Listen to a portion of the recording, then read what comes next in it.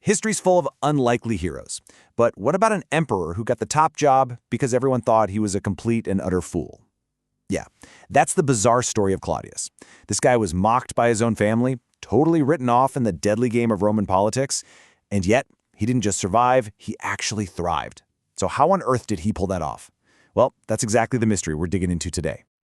Now, really think about that for a second. This wasn't your typical underdog story. For Claudius, in his family, being underestimated wasn't just an advantage, it was literally the only thing that kept him breathing. So the real question is, how did the man nobody, and I mean nobody, took seriously, wind up with the most powerful job on the planet? Okay, to really get Claudius, you have to understand the absolute shark tank he grew up in. The Julio-Claudian dynasty. It was a political minefield. Being smart, being competent, that was basically a death sentence. Any ambitious family member was seen as a threat and, well, they were taken care of, permanently, by some seriously paranoid emperors. And yet somehow, Claudius, the guy everyone looked down on, the one they saw as deficient, he doesn't just make it out alive. He actually thrives for 13 years. That wasn't an accident. It wasn't luck. Oh no, it was a strategy, a very, very deliberate one. So this really makes him one of the greatest political survivors of all time. But to figure out his secret, we can't just look at the usual stuff, the battles and the laws he passed. We have to go deeper. That's right. The real key to this whole mystery isn't in the political history. It's in his head. We've got to look at his psychology. We need to understand the fears, the anxieties, the deep-seated motivations that were secretly pulling the strings on his every move. So, what was this secret? Well, it turns out modern psychology gives us a lens, a framework that fits him almost perfectly. You could almost call it the survivor's secret code. Okay, so this framework comes from the work of a psychologist named Claudio Naranjo. He identified a specific personality type he called the Self-Preservation 6, or SP6 for short. Now just think of a person whose entire life is driven by one thing, an obsessive, all-consuming need for safety. Their whole world is built around finding protection, and this is the really important part, making absolutely sure that no one ever sees them as a threat. Starting to sound like someone we know? And at the very core of this personality is a compulsive search for something Naranjo called warmth. Now, we're not talking about literal heat here. It's a metaphor. It's a metaphor for security, for having powerful allies, for anything at all that creates a buffer between them and a dangerous world. This is what drives them. And when you look at Claudius's life through this lens, suddenly everything clicks into place. You see this search for warmth absolutely everywhere. Physically, historians say he was always bundled up, hating the cold. Relationally, he completely depended on his powerful wives, like Messalina, and his trusted advisors to call the shots. He was basically building a network of human shields around himself at all times. All right, so keeping that psychological framework in mind, let's dive into his actual survival tactics. Because this is where all those things people thought were his flaws start to look a whole lot like genius.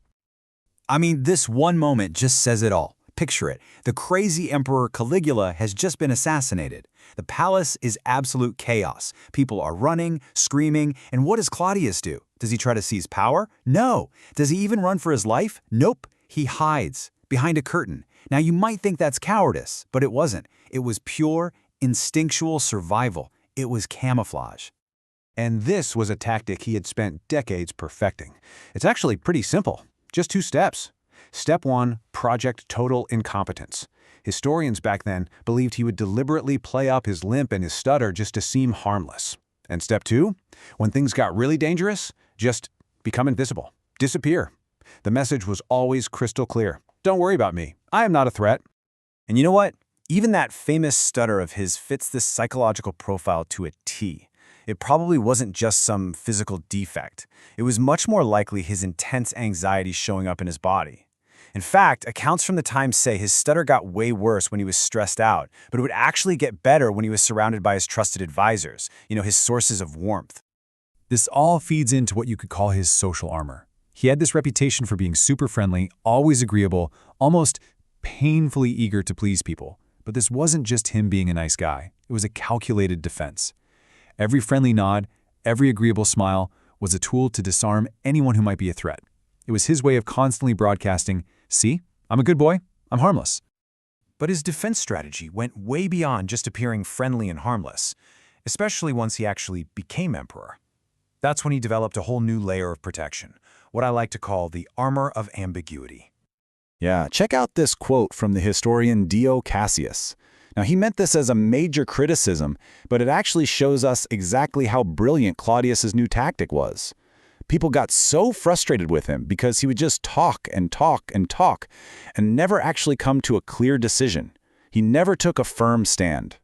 And this totally reframes how we should look at his leadership. What everyone saw as his biggest flaws, they weren't bugs, they were features of his survival system. Those long, rambling speeches, people thought he was just confused, but it made it impossible to pin him down and attack his position.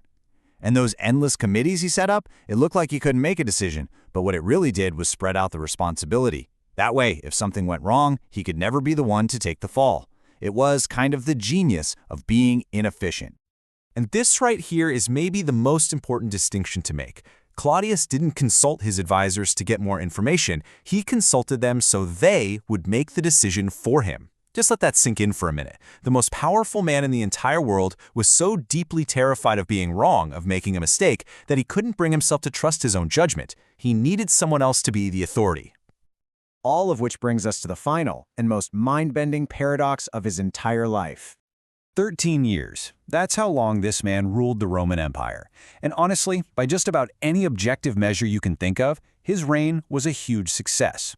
He launched massive public works projects, he oversaw the conquest of Britain, he brought a long period of stability. I mean, on paper, he was a great emperor.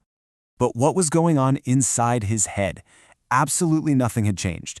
Despite all that success, all that power, Claudius never, ever stopped feeling like a total imposter.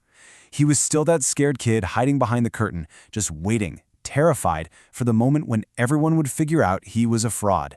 It's the absolute textbook definition of imposter syndrome, a core trait of this personality type. And really, that's the big takeaway here. Claudius didn't succeed in spite of all his anxieties and his neuroses. He succeeded because of them. That desperate need to appear harmless is what kept him alive for so long.